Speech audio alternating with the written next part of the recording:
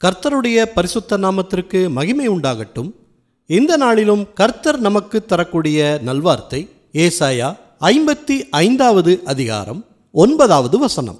பூமியை பார்க்கிலும் வானங்கள் எப்படி உயர்ந்திருக்கிறதோ அப்படியே உங்கள் வழிகளை பார்க்கிலும் என் வழிகளும், உங்கள் நினைவுகளை பார்க்கிலும் என் நினைவுகளும் உயர்ந்திருக்கிறது.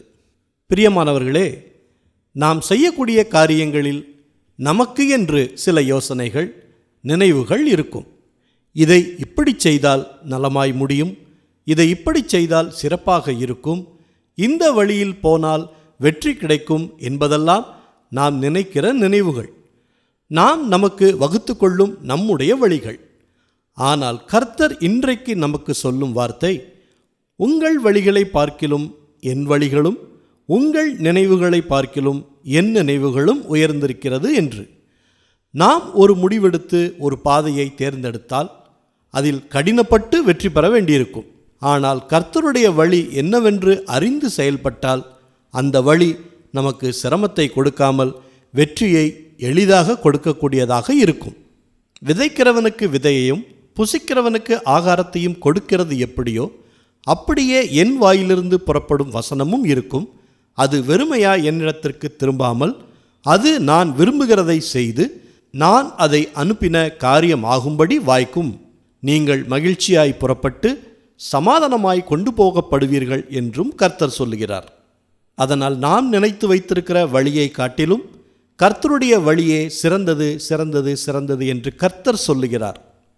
ஜெபிப்போமா. நல்ல தகப்பனே, இந்த நல்வார்த்தையை தந்ததற்காக நன்றி செலுத்துகிறோம். நாங்கள் செய்யக்கூடிய ஒவ்வொரு காரியங்களிலும் எங்கள் வழிகளை விட உம்முடைய வழிகள் சிறந்தது என்பதை இந்த வார்த்தையின் மூலமாக எங்களுக்கு தெளிவு உண்டாக்கினதற்காக நன்றி செலுத்துகிறோம்.